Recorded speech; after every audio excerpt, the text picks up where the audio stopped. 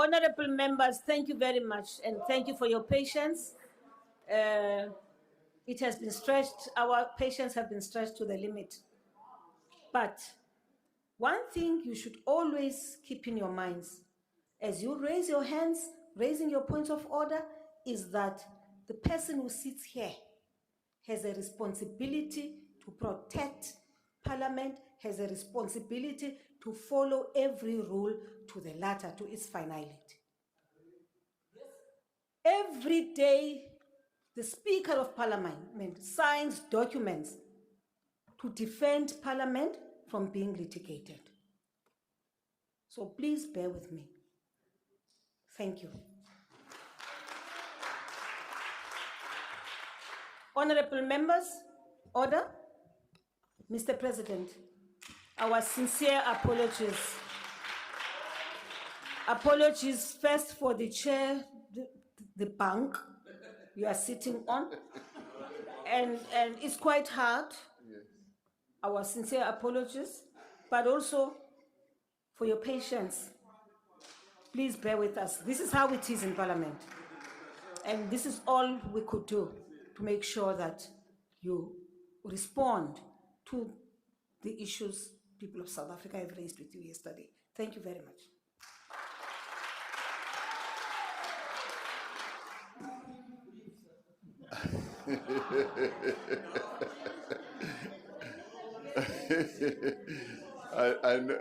I know that I'm in a very dangerous position between yourself, your lunch, and this speech. And the planes. And the planes know people, as well. People are wanting to leave. Indeed, indeed. Thank you. Thank you.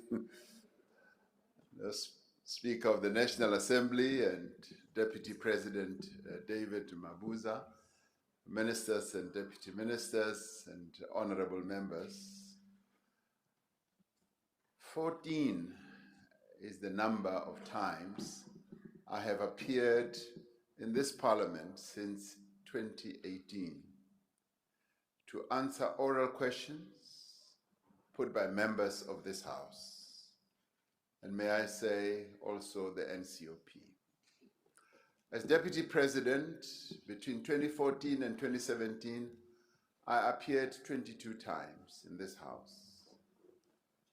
84 is the number of oral questions I have replied to in this Parliament between 2018 and the 1st of June this year, out of 84 submitted to the Presidency.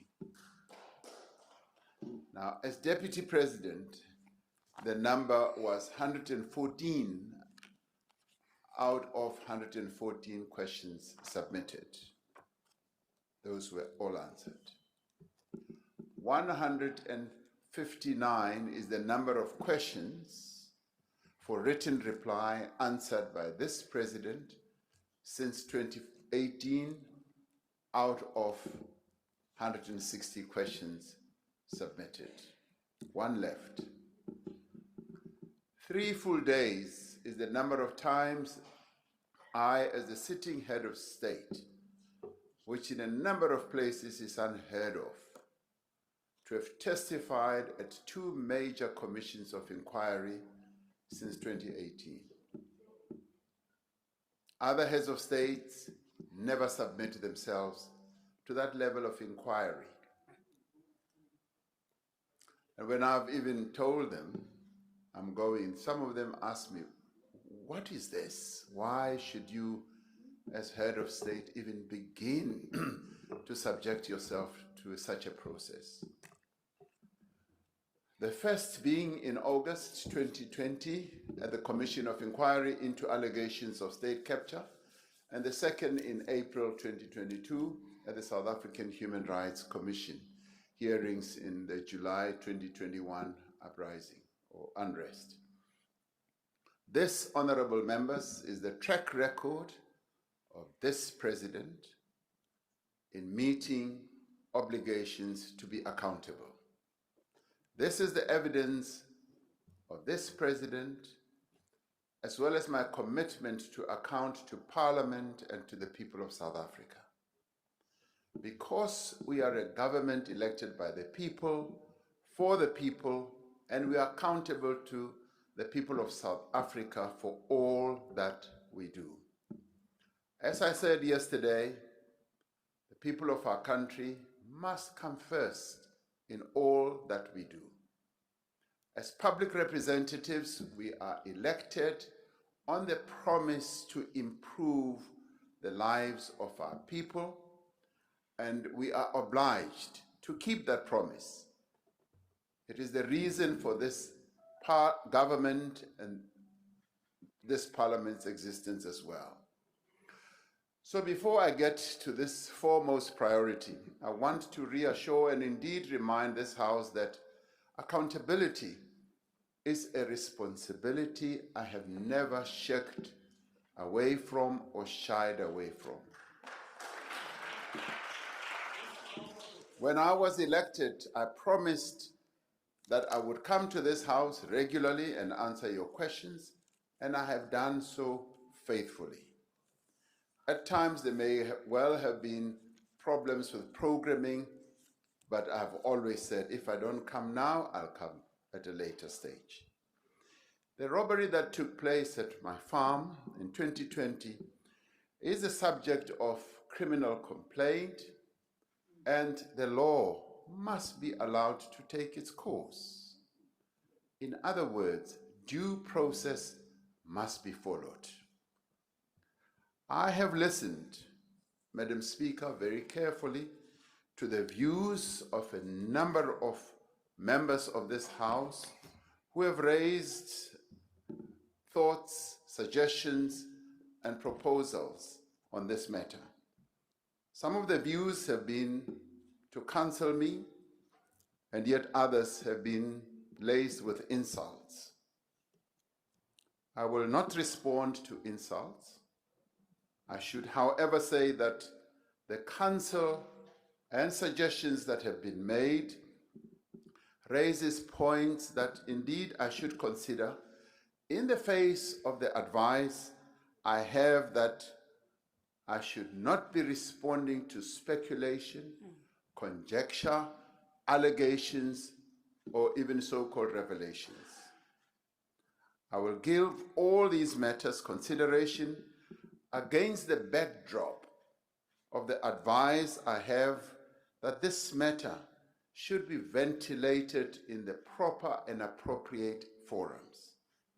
And I repeat that the law must take its course, and due process should be the order of the day in this. And as a result, I will not right now be responding to all these matters that have been raised around this. Counsel that has been put forward, I will put under consideration. Honorable members, the presidency occupies a unique place in government.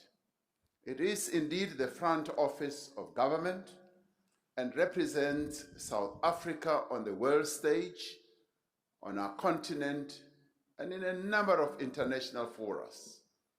The presidency coordinates the functions of state departments and administrations, as opposed to other government departments that are tasked with implementing national policy and legislation that derives from this parliament.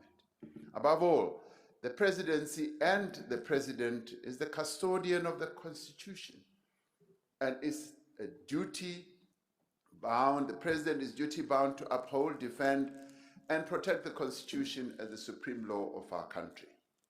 For all these functions to be fulfilled and the respective responsibilities to be met, the presidency must both build and lead a capable, ethical, and developmental state. We therefore welcome the inputs that have been made during this debate, but the disruptions that we have witnessed. We welcome the thoughts, the ideas, also on the support that Parliament will render to the presidency to enable it to better fulfill its mandate. The recent meeting between the presidency and the political parties, which was initiated, as I said, by General Bantu Holomisa, on the issue of crime and security situation is an example of the way in which we can harness the energies, the thoughts of this Parliament to address the most pressing problems our society faces. The finest example, however, is the regular engagements between the Presidency and parties represented in this Parliament at the onset of COVID-19 in 2020. That very first meeting in March of 2020 set the tone for the cooperation that would follow. The United Front, presented by political parties and their rallying behind the national response, gave reassurance and confidence to a fearful and terrified and uncertain population at the time it was most needed.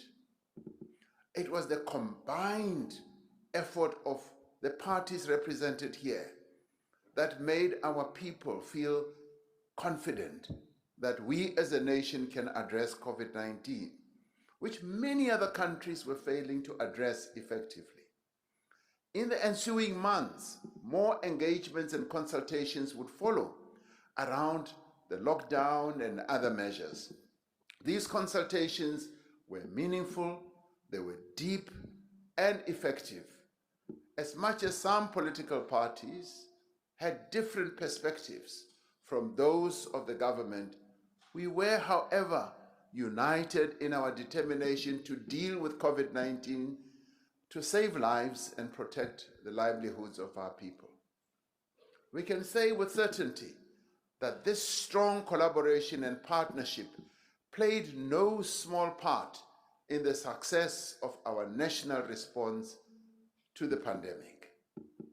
It was a joy to see leaders of political parties going out to their constituencies, encouraging them to take up the measures that had been proposed, washing hands, wearing masks, and when vaccination process started, they were out there leading the charge. And we are grateful for that level of cooperation, and one wishes it can continue as we tackle the more challenging aspects of our lives. This is what social compacting is all about. It is about cooperation, building trust, and forging consensus. It is about building and nurturing spaces in which all voices and viewpoints are heard and considered. It doesn't only refer to government or business and labor, but all of society. And as political parties, you are elected representatives of the people of this country. You are here to speak for them and represent their interests.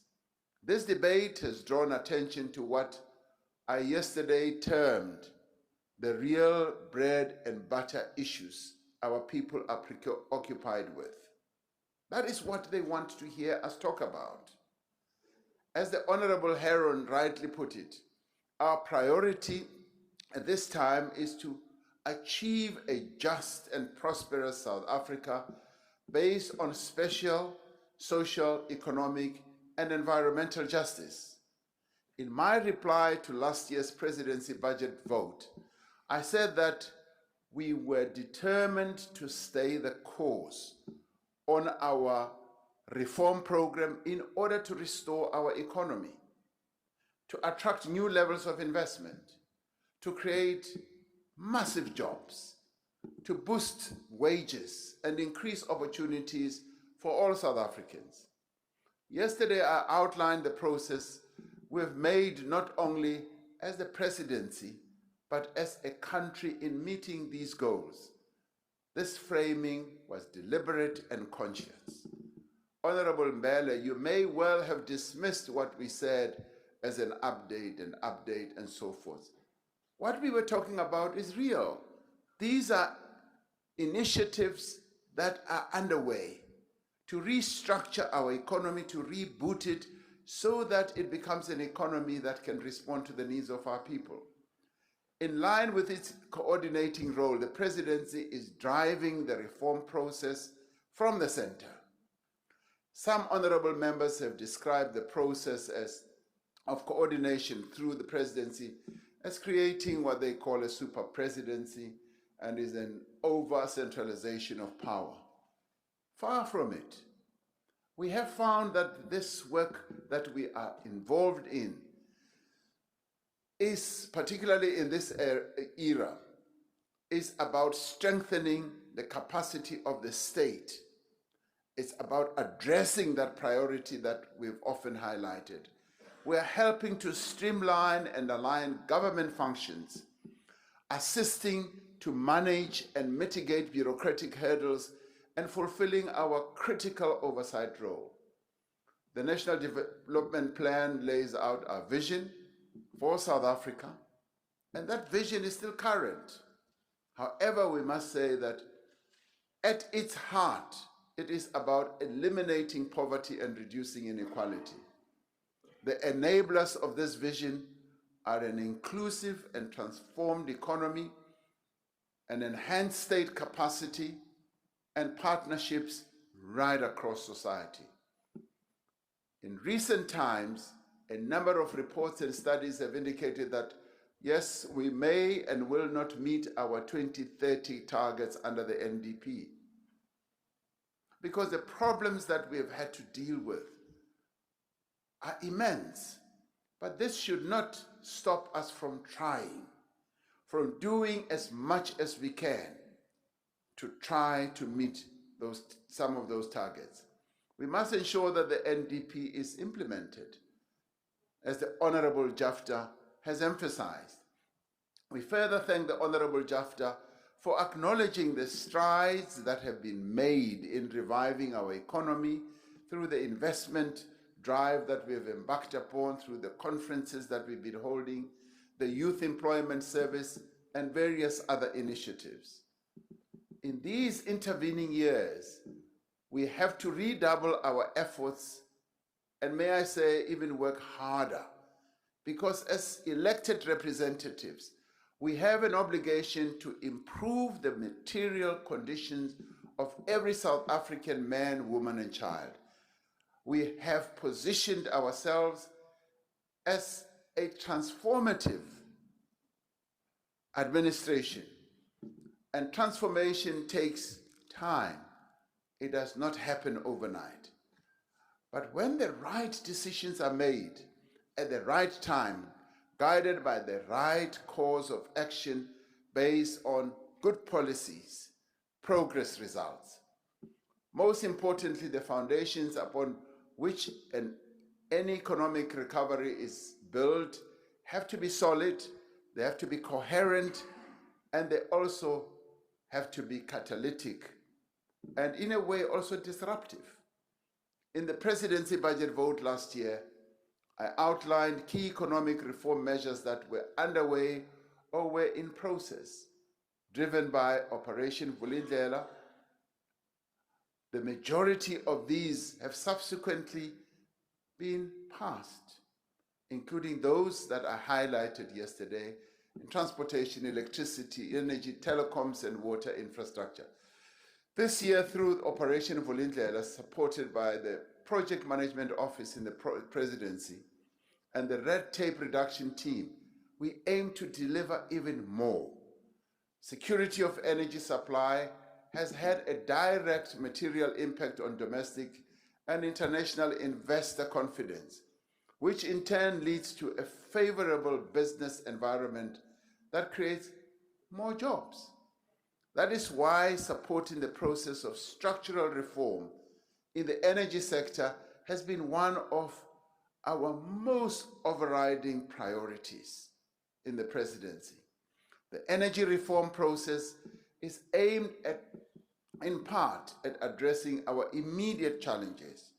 Whoever anyone meets about investment and growing the economy, they always raise the issue of energy. Yesterday, I outlined progress, the renewable energy procurement program, the conclusion of power purchase agreements for 3 risk mitigation projects and measures that we will be taking to close the electricity gap.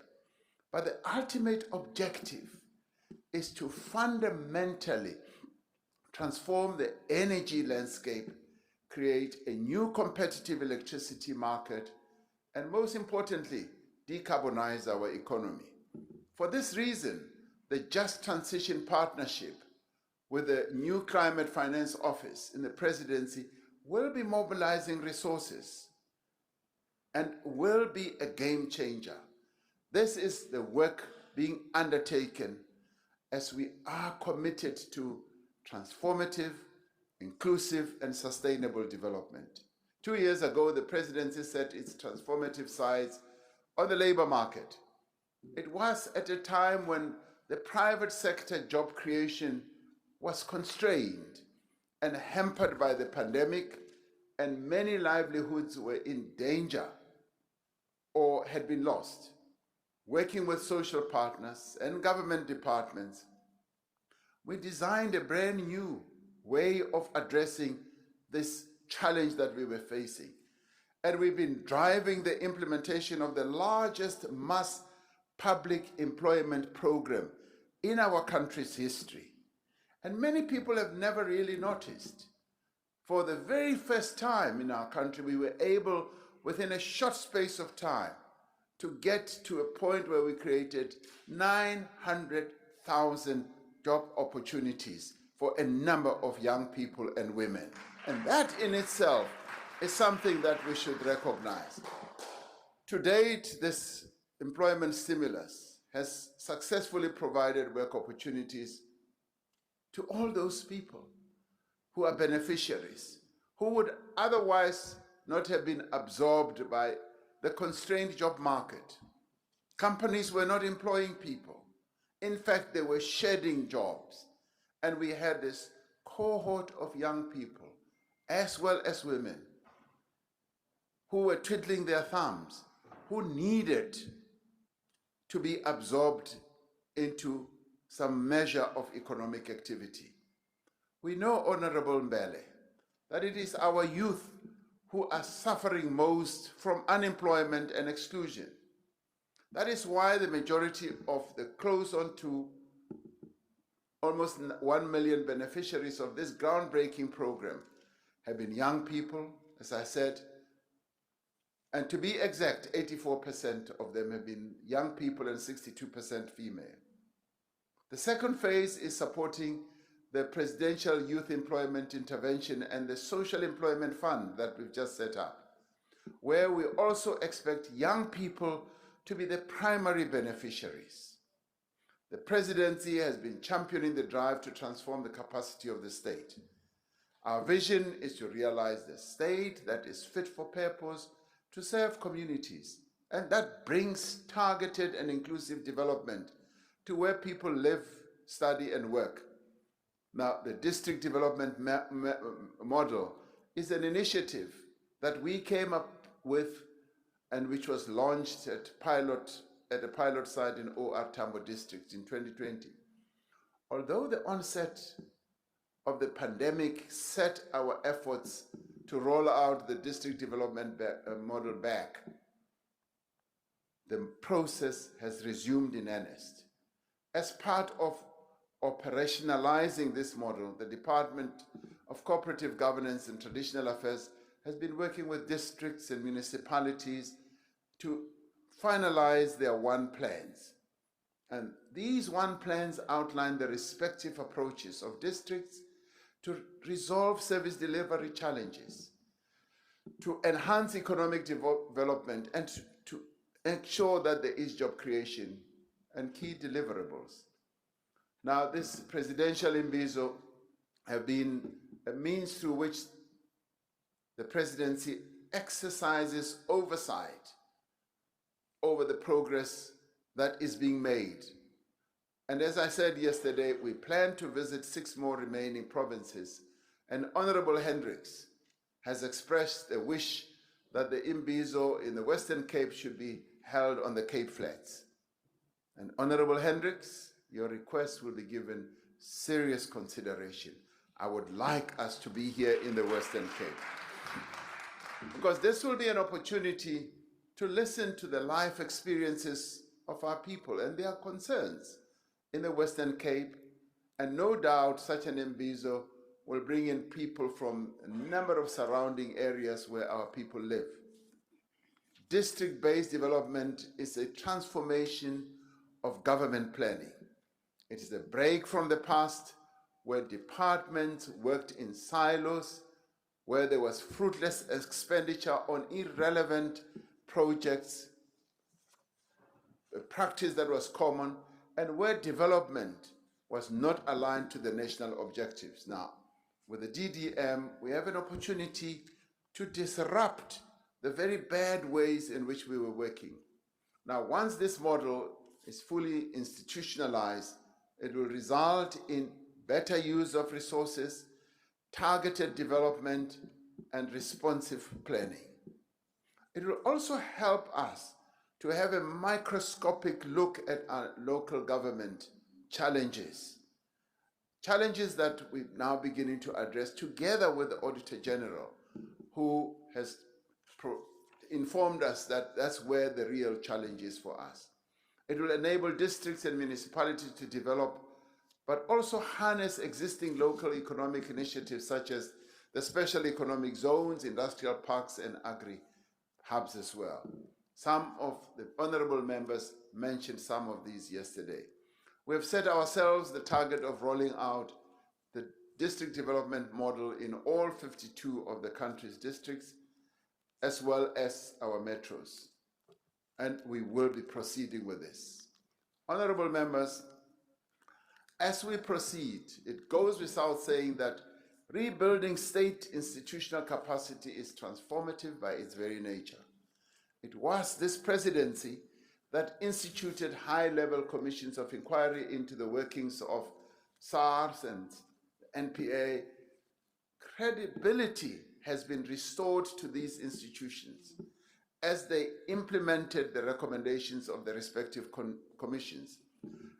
By way of example, last year's financial year, SARS collected a record revenue of 1.5 trillion.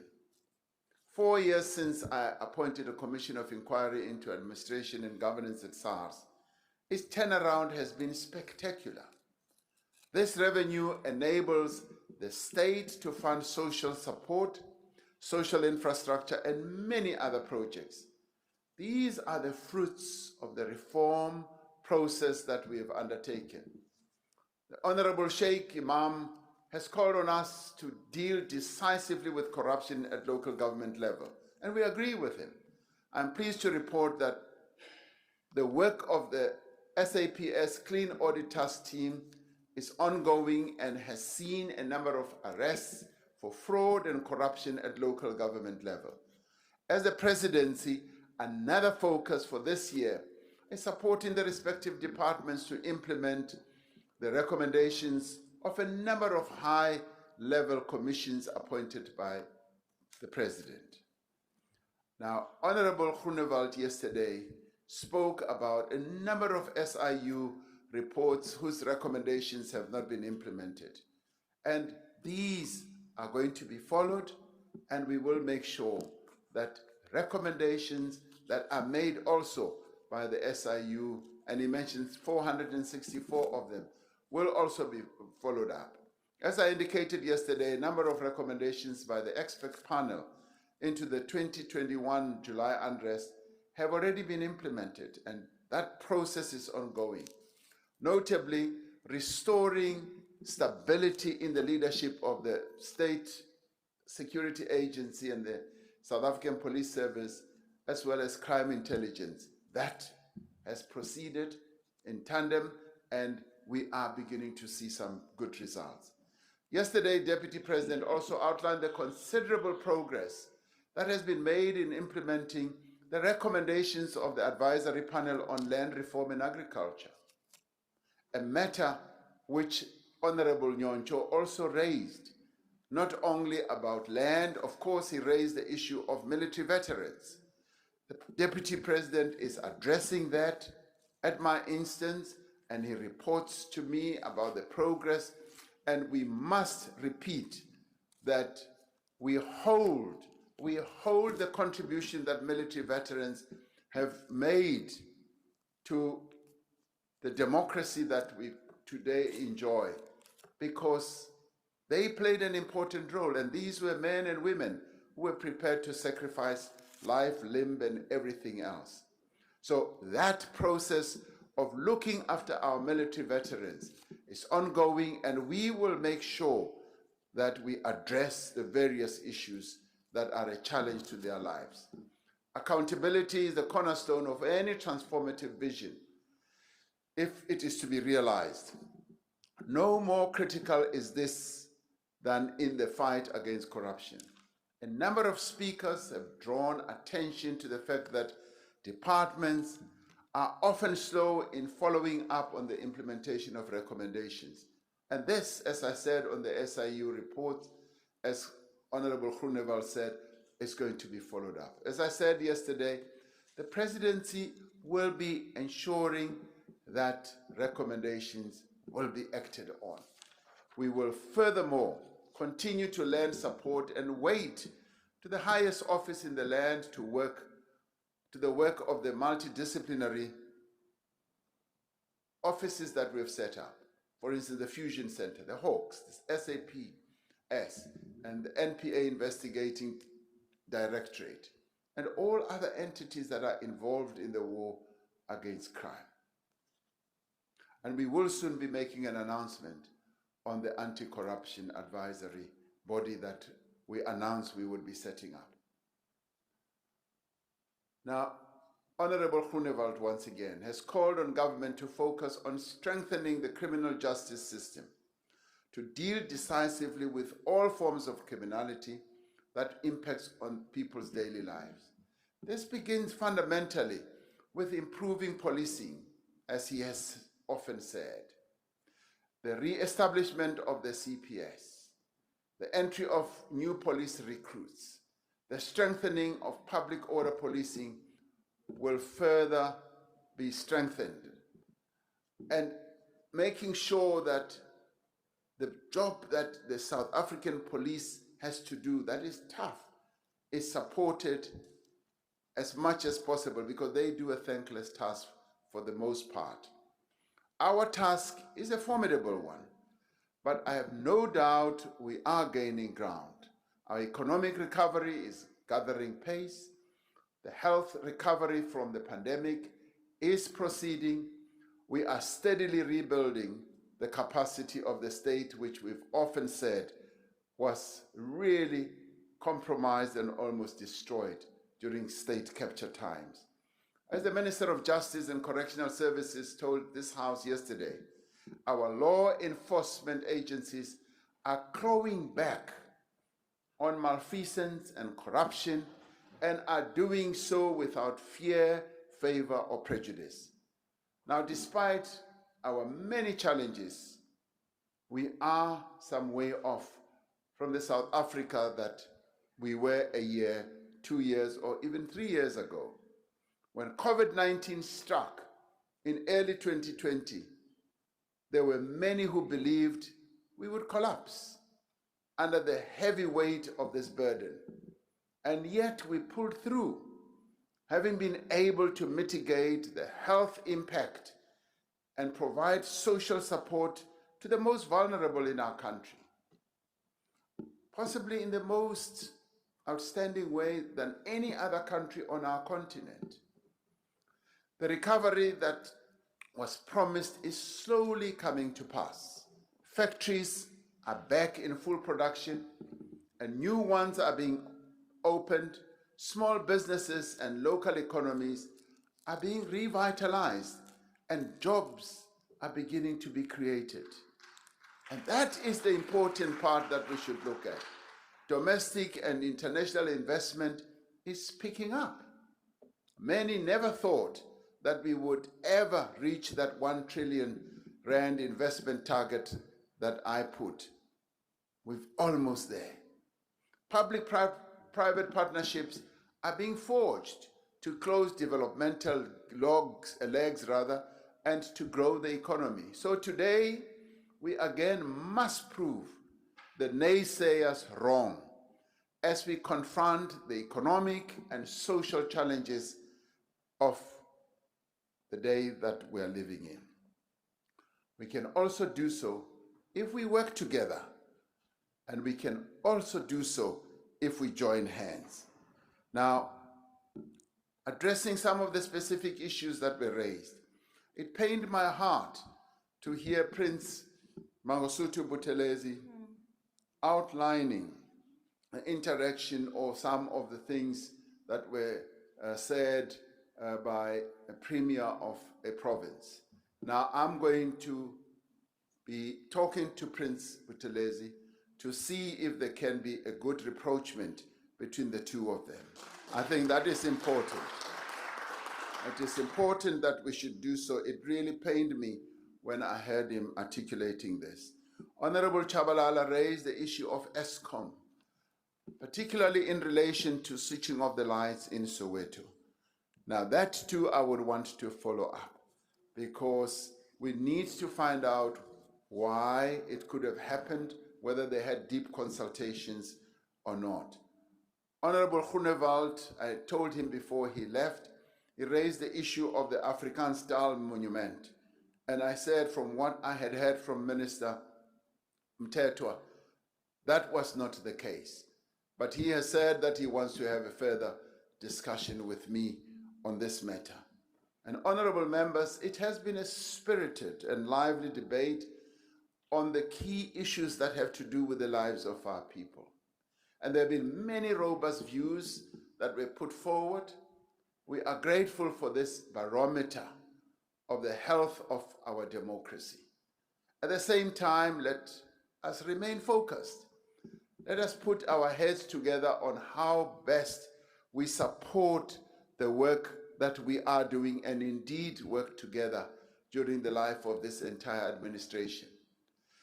A well-capacitated, strategically oriented presidency driven by a long-term transformative vision is in all our best interest.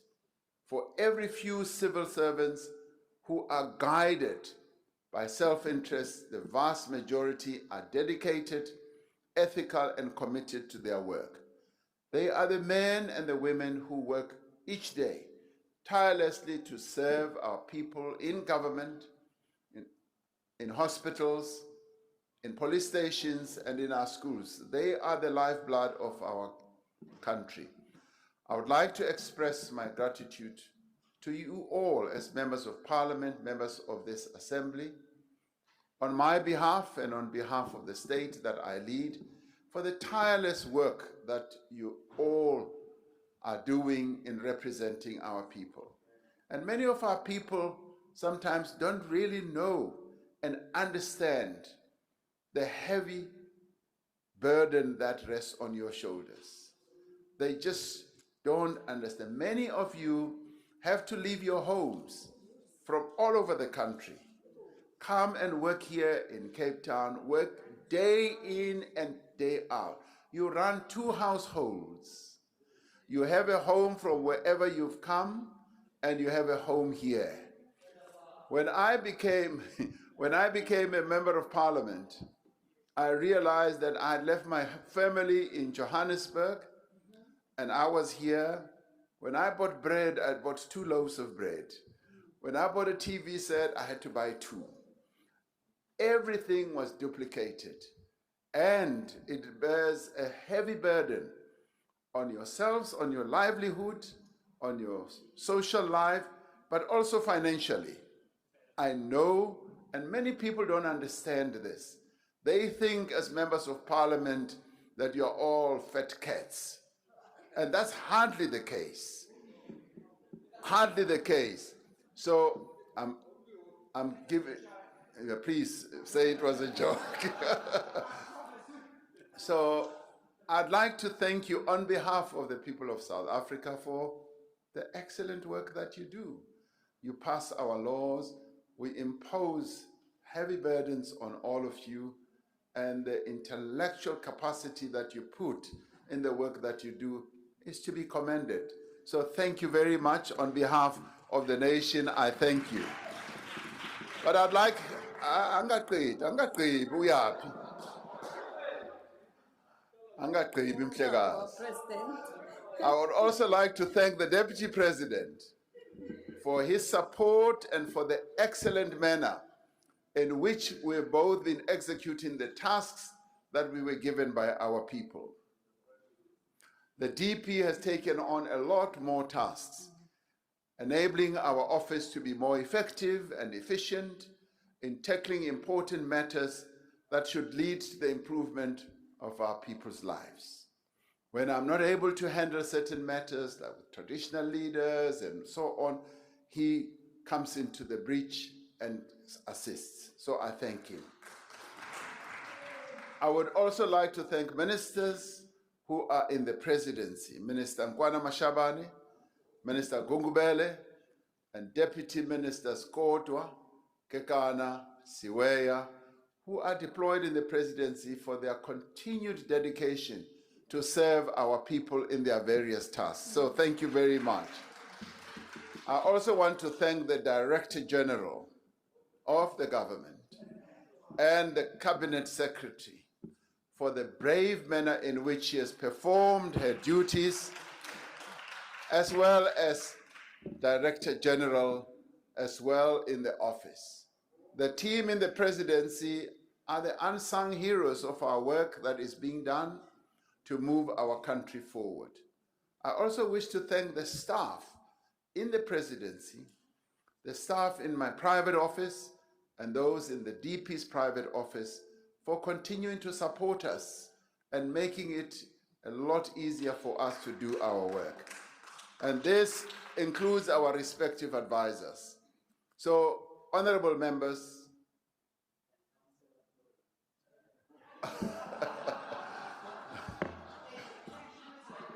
yes, and our two parliamentary councillors, of course. And we really thank them because they keep us in touch with what is happening here in Parliament, much as we are not often here. So, not only the chief whip of the governing party, the chief whip of opposition as well. They do a magnificent job, and that is the sisterhood that sits here at the head of the table.